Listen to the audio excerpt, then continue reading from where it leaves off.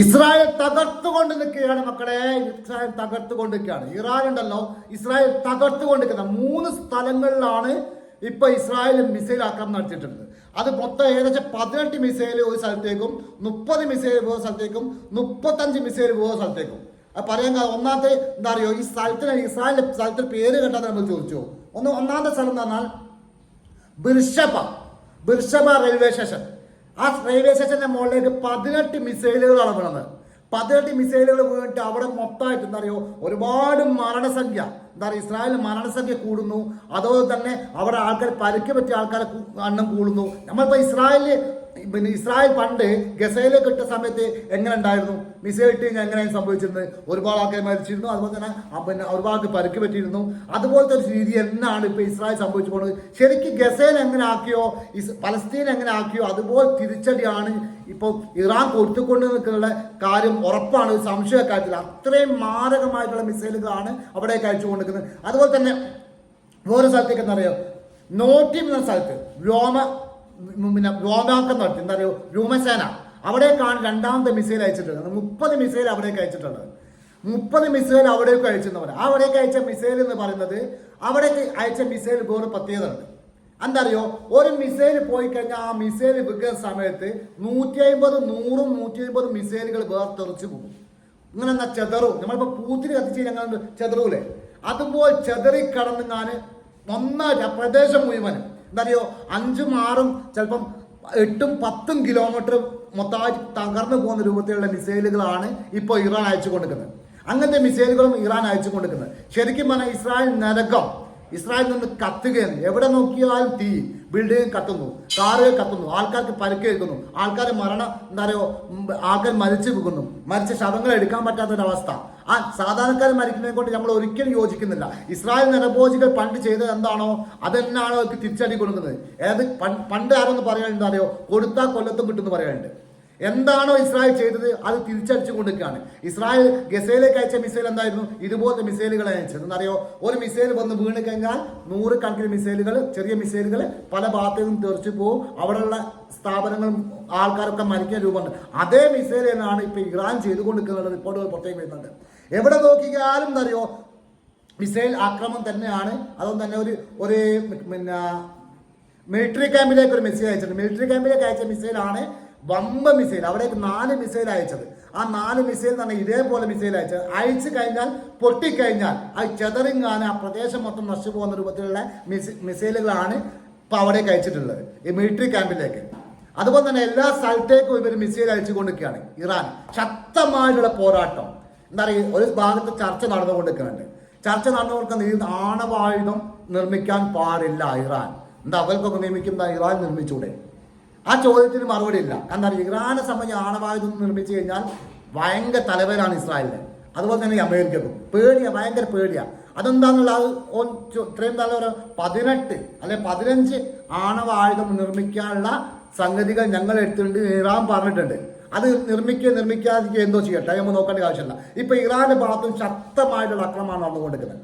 അതിശക്തമായ ആക്രമണത്തിൽ എന്താ പറയുക, നഗരങ്ങളും റെയിൽവേ സ്റ്റേഷനും പിന്നെ വിമാനത്താവളങ്ങളും പിന്നെ അതുപോലെ തന്നെ ഇസ്രായേലിന്റെ പട്ടാള ക്യാമ്പുകളും ആയുധപ്പുഴകളും ആ സ്ഥാപനങ്ങളിലേക്ക് തന്നെയാണ് ഇറാൻ ശക്തമായിട്ടുള്ള ആക്രമണം അയച്ചു വിടുന്നത്.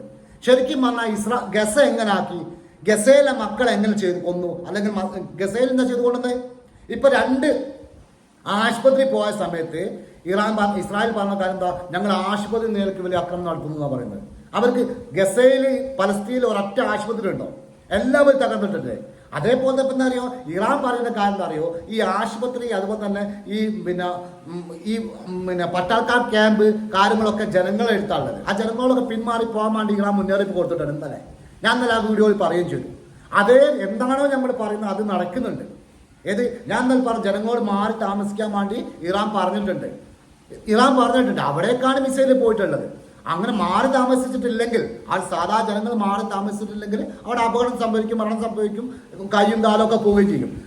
ചുരുക്കി പറയുകയാണെങ്കിൽ ഇസ്രായേലിനെ സംബന്ധിച്ചാൽ ഇസ്രായേലിൽ 10 ആൾ മരിച്ചെന്ന് പറഞ്ഞാൽ നമ്മൾ ശ്രദ്ധിക്കണം, അവിടെ 1000 ആൾ മരിച്ചിരിക്കുന്നുള്ളത് ശ്രദ്ധിക്കണം. കാരണം അവിടേക്ക് എന്താ അറിയോ, ഒരു സാങ്കേതിക ഒരു മാധ്യമത്തിൽ അവിടേക്ക് പോകുന്നില്ല. അൽ ജസീറ എന്ന് പറഞ്ഞാൽ ലോകം കണ്ട ഏറ്റവും വലിയ ന്യൂസ് ചാനൽ അൽ ജസീറ കാണാൻ തന്നെ അവിടെ ഇസ്രായേൽ അനുമതിയില്ല. അൽ ജസീറ ന്യൂസ് കാണുന്ന ആൾക്കാരെ പോലീസ് പിടിച്ചുകൊണ്ട് പോവുക, ഇസ്രായേൽ പോലീസ് പിടിച്ചുകൊണ്ട് പോവുക. അത് സത്യസന്ധമായി വാർത്ത കൊടുക്കുന്ന ഒരു ചാനലാണ് ഈ പറയുന്ന അൽ ജസീറ. നമ്മളൊക്കെ ന്യൂസ് നോക്കുന്നത് അൽ ജസീറയാണ്. ആ ന്യൂസ് വായിച്ചാൽ നമ്മൾ നിങ്ങളോട് പറയാം. എന്നപ്പോൾ അങ്ങനത്തെ ന്യൂസ് ചാനലിൽ ഇവരെ ഒരു ഒഴിവാക്കിയിട്ടുണ്ട്. അവിടേക്ക് അവിടെയുള്ള ആൾക്കാർക്ക് ഒരു വീഡിയോ എടുക്കാനോ ഒരു സംഗതി ചെയ്യാനോ അവിടെ പെർമിഷൻ ഇല്ല. കാരണം അത്രയും വലിയ നാശനഷ്ടങ്ങളാണ് ഉള്ളത്. പിന്നെ ഇറാൻ ബാക്കിയുള്ള ടീമുകൾ എന്താ പറയുക, അവിടുത്തെ ആൾക്കാർ വിടുന്ന വീഡിയോസ് മാത്രം കണ്ടിട്ട് നമ്മൾ ഇതിപ്പോൾ ഈ ഒരു വീഡിയോസ് കാണുമ്പോൾ ഉറപ്പിക്കാമല്ലോ. ഓരോ സമയത്ത് മിസൈൽ വീഴുന്ന സമയത്ത് അവിടുത്തെ ആൾക്കാർ ഓട്ടോമാറ്റിക്കായിട്ട് വീഡിയോസ് ഇടുന്നുണ്ട്. ആ വീഡിയോസ് കാണുമ്പോൾ നമ്മൾ മനസ്സിലാക്കുന്നത് അത്രയും വലിയ നാശനഷ്ടങ്ങൾ ഉണ്ടെന്ന്. അതൊന്നും ആയിരിക്കില്ല.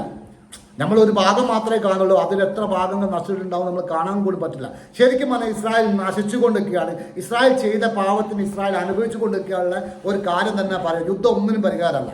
കാരണം യുദ്ധം നടത്തിക്കഴിഞ്ഞാൽ ഒരുപാട് സാധാരണക്കാരായ ആൾക്കാർ മരിച്ചു പോകും, ഒന്നിനും ഇല്ലാത്ത പാവപ്പെട്ട ആൾക്കാർ മരിച്ചു പോകും. ആ ഗസയിൽ ഒരുപാട് ആൾക്കാർ മരിച്ചിട്ടുണ്ട്, പലസ്തീനിൽ ഒരുപാട് ആൾക്കാർ മരിച്ചിട്ടുണ്ട്, ഇറാനിൽ ഒരുപാട് ആൾക്കാർ മരിച്ചിട്ടുണ്ട്. അത് ചെയ്യുന്ന സമയത്ത് തിരിച്ചു കിട്ടുന്ന സമയത്ത് മാത്രമേ മനസ്സിലാവൂ അല്ലോ അയ്യോ എന്നുള്ള ചെല്ലാൻ കഴിയൂ. കാരണം അറിയോ, അത് അന്നപ്പോൾ മനസ്സിലാകാം.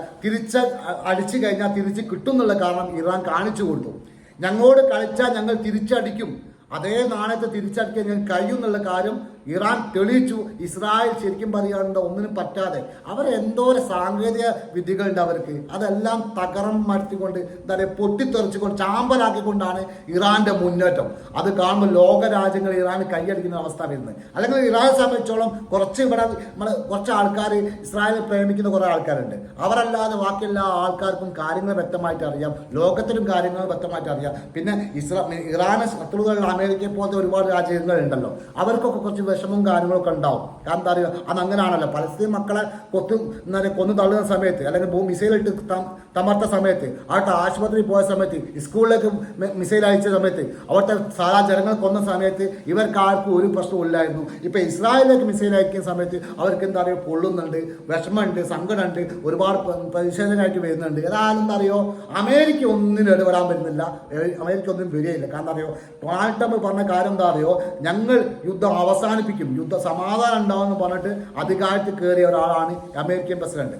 എന്നപ്പോൾ അവിടെ ജനങ്ങൾ ശക്തമായിട്ട് പ്രതികരിച്ചു കൊടുക്കുന്നുണ്ട്. ഏതായാലും ഇവിടെ വീഡിയോ വേക്കപ്പ് ചെയ്യാണ്. നിങ്ങൾ സപ്പോർട്ടും കാര്യങ്ങളാണ് നമുക്ക് ആവശ്യമുള്ളത്. കാരണം അറിയോ, നിങ്ങൾ വീഡിയോ ലൈക്ക് ചെയ്യുകയും സബ്സ്ക്രൈബ് ചെയ്യുകയും അതുപോലെ തന്നെ എൻ്റെ വീഡിയോസ് കറക്റ്റായി നിങ്ങൾക്ക് ഞാൻ ഇടുന്ന സമയത്ത് നിങ്ങൾക്ക് കിട്ടണമെന്നുണ്ടെങ്കിൽ ബെല്ലൈക്കൻ നിൽക്കുകയും ലൈക്ക് ചെയ്ത് സപ്പോർട്ട് ചെയ്യണം. അതുകൊണ്ട് എല്ലാവരും സപ്പോർട്ട് ചെയ്യുക. Thank you very much.